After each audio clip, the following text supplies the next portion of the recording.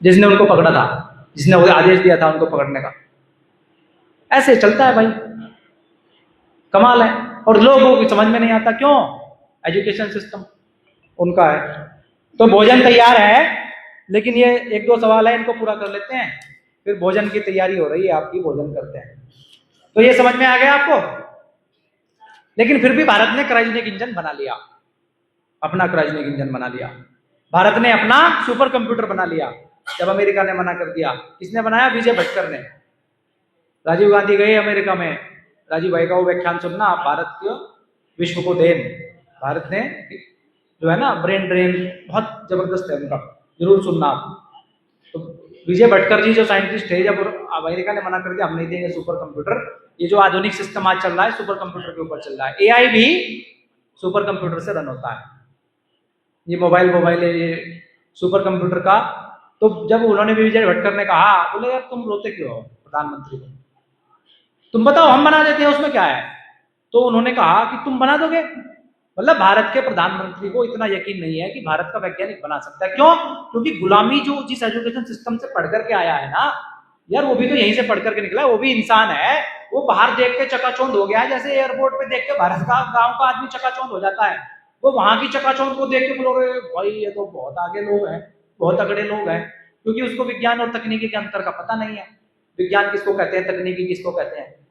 तो उसने, जब साइंटिस्ट ने कहा, बोला तुम बजट दो और समय दो, हम बना के देते हैं आपको। अब उसके पास, राजीव गांधी के पास कोई ऑप्शन नहीं था, उनको इसलिए थोड़ी कहा जाता है आधुनिक भारत के निर्माता। तो उन्होंने कहा ठीक है तुम बनाओ। तो डीआरडीओ के वैज्ञानिक थे विजय भटकर जी, उन्होंने जितना समय उनको दिया गया उनकी टीम को और जितना बजट दिया गया, उससे कम समय में और कम पैसे में भारत को सुपर कंप्यूटर बना के दिया, जिसका नाम था परम। और वो सुपर कंप्यूटर बनाया जो अमेरिका की जो सीडेक्स संस्था है ना, सीडीसी, उसका, और ये जो आईबीएम, अमेरिका की कंपनी आईबीएम है, ये बेचती है इलेक्ट्रॉनिक गैजेट्स, उसका भी उसने भी बनाया था। तो उससे भी बेहतरीन, उससे सस्ता और उससे हाई स्पीड का भारत ने बनाया। दुनिया के देशों ने फिर भारत से खरीदा, क्योंकि सस्ता जिसको चाहिए, सस्ता मिलेगा तो लेंगे लोग। तो वो बना करके दिया।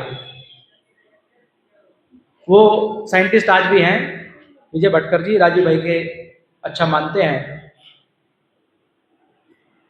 अगला प्रश्न है, अगर बैंक हमारा रुपया को धन मानकर लोन देता है तो क्या बैंक हमसे कंसर्न लेता है? और अगर नहीं लेता है तो मेरे रुपये को धन मानने के लिए मैं बैंक के विरुद्ध केस कर सकते हैं क्या? हाँ कर सकते हो, क्यों नहीं कर सकते हो, करना ही है। आपसे कंसर्न इस वजह से ले लेता है, वो जो कॉन्ट्रैक्ट साइन करता है, जब आप लोन मांगते हो तो एक कॉन्ट्रैक्ट साइन होता है दोनों का, आप उसको पढ़ते नहीं हो, वो इतनी कठिन भाषा में है ना। तो बैंक का एक रूल है, जब भी कोई कॉन्ट्रैक्ट साइन होता है किसी दो पार्टियों के बीच, तो उसको उसकी भाषा में समझाना पड़ेगा, तब वो कॉन्ट्रैक्ट वैलिड माना जाएगा। अगर आपने वो कॉन्ट्रैक्ट नहीं पढ़ा है या आपको भाषा में नहीं समझाया गया है, तो वो कॉन्ट्रैक्ट वही वैलिड इनवैलिड हो जाएगा, है ना। केस कर सकते हो आप इसमें, और करना ही है केस हमको। ये तो हो ही गया पुरानी व्यवस्था के अनुसार वस्तु विनिमय प्रणाली, है ना। सोने का बाजार मूल्य बढ़ता रहता है, तो वृद्धि के अनुपात में भी रुपये की भी वैल्यू बढ़ेगी नहीं, वृद्धि के अनुपात में रुपये की वैल्यू नहीं बढ़ेगी, क्योंकि रुपया कमोडिटी नहीं है। रुपया क्या है? स्थिरांक है, स्टैंडर्ड है, मानक है। जैसे 1000 ग्राम बराबर 1 किलो। अब वो जो बाट है जिससे उसको तोलोगे, वो चाहे सोने का हो, चाहे लकड़ी का हो, चाहे पत्थर का हो, चाहे अनाज से तोल लो, चाहे चावल से तोल लो, उस पर निर्भर नहीं करेगा, निर्भर करेगा किस पे? 1000 ग्राम पर। ऐसे ही 60 सेकंड बराबर 1 मिनट, और 1 मिनट में 60 मिनट तो 1 घंटा, है ना। तो वो उस पर निर्भर करेगा, ना कि घड़ी कौन सी पहनी है आपने, राडो की पहनी है कि रोलेक्स की पहनी है कि एचएमटी की, उस पर निर्भर नहीं करेगा। इसलिए क्योंकि स्टैंडर्ड जो है स्थिरांक होते हैं, स्थिरांक को कोई तोड़ नहीं सकता। अगला है, हम लोगों को यह पढ़ाया गया कि वस्तु विनिमय प्रणाली से दोहरी विनिमय की समस्या उत्पन्न होती है, तो वो अगर वस्तु विनिमय फिर से लाया जाए तो उसका समाधान कैसे होगा? वस्तु विनिमय ही है, वस्तु विनिमय क्यों लाना है? हमको रुपए के मानक को फिक्स करना है, फिर कागज में चलाओ, आप कपड़े में लिख के दे दो, आप जो है सोने का दे दो, आप चांदी का दे दो, आप ईंट दे दो, उसमें क्या फर्क पड़ता है? पर उसके पीछे सिद्धांत होना चाहिए, सिद्धांत वो जो प्रकृति से आया है, उसमें छेड़छाड़ न की गई। भारत सरकार ने यह वादा किया था कि 2047 तक भारत विकसित देश बन जाएगा। तो यह कैसे संभव होगा जब भारत के ऊपर इतना कर्ज है? इस झूठ को सरकार कैसे परोसेगी? हाँ, सरकार भी झूठ नहीं बोल रही है, इसको आप समझो। 2047 तक भारत विकसित देश बन जाएगा, ये किसकी परिभाषा पर बनेगा? आपकी परिभाषा पे कि उनकी परिभाषा पे? इसको बोलना पड़ेगा। जब एक कागज के टुकड़े को उन्होंने हमको आभास करा दिया कि रुपया है, तो विकसित भारत का भी ऐसा आभास करा देंगे, क्या दिक्कत है? तो बहुत सरल है। अब मुझे आप एक बात बताइए, बहुत सरल मेरा प्रश्न है, बहुत सरल। आपने कोई प्लॉट खरीदा, कोई जमीन खरीदी, कोई मकान खरीदा, तो आप पहले जो भाई मुझे लेना है, तो पहले मैं क्या पूछूंगा कि भाई अगर आप मकान प्लॉट जमीन दे रहे हो, पेपर कहाँ उसके? तो पेपर दिखाएगा क्या पेपर है, पेपर मैंने देख लिए। अब मैं गया रजिस्ट्री ऑफिस उसे लेकर के, अब वो रजिस्ट्री भी हो गई। अब उस जो खतौनी है उसमें उसकी जगह मेरा नाम अमल दरामद हो गया, या रजिस्ट्री है तो उसमें वो मेरा नाम आ गया। अब वो कागज मेरे पास आ गए, हो गया काम भाई। वो कागज अब वो खतौनी पर, जो जमीन की खतौनी है उसमें मेरा नाम आ गया, तो मुझे संतुष्ट हो जाना चाहिए।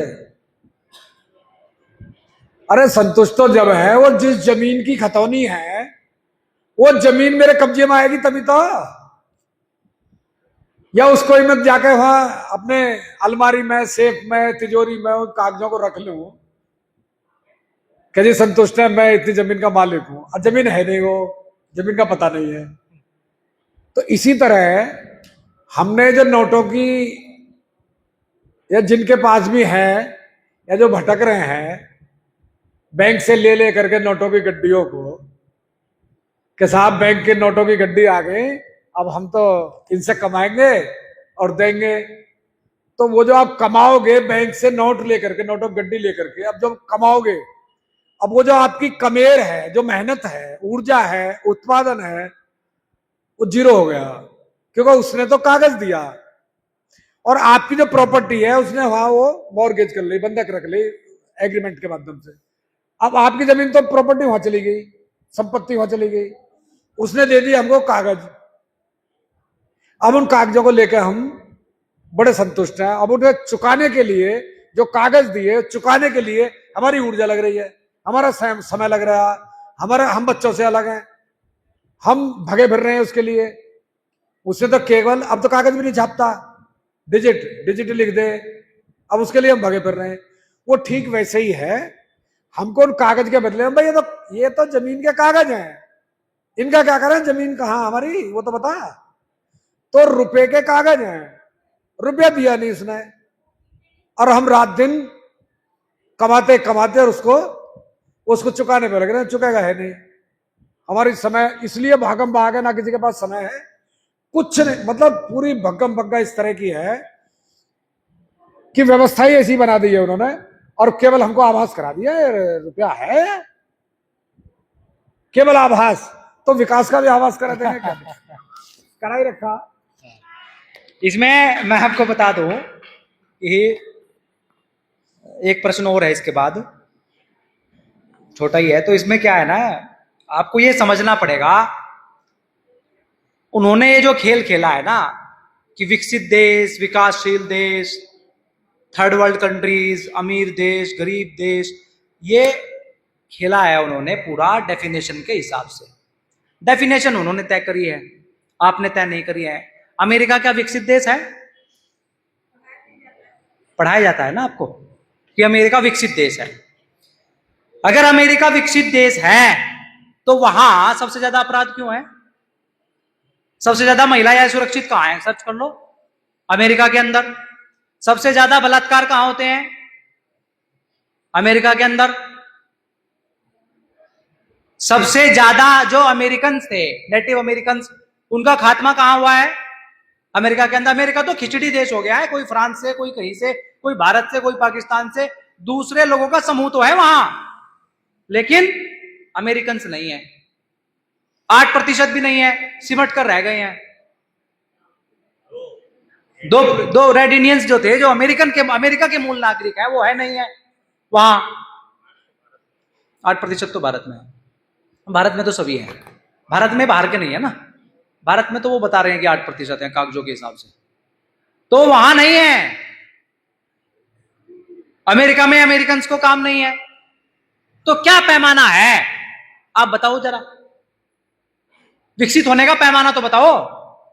विकसित होने का पैमाना ये थोड़ी है कि 35 मंजिला इमारत है वॉशिंगटन डीसी में।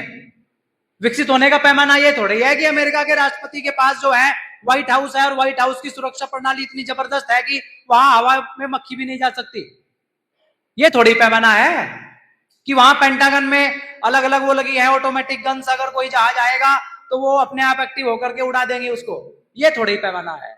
विकसित होने का पैमाना है आदमी बीमार ना हो, आदमी स्वस्थ हो, आदमी को गैर जरूरी दवाएं ना लेनी पड़े, आदमी का जीवन भय मुक्त हो, अशिक्षा अभाव ना हो, खुश हो, परिवार में रिश्ते बने हो, समाज स्थिर हो, आपस में प्रेम हो, भाईचारा हो, भरोसा हो, हंसी खुशी रहते हो। यही तो विकसित होने का पैमाना है।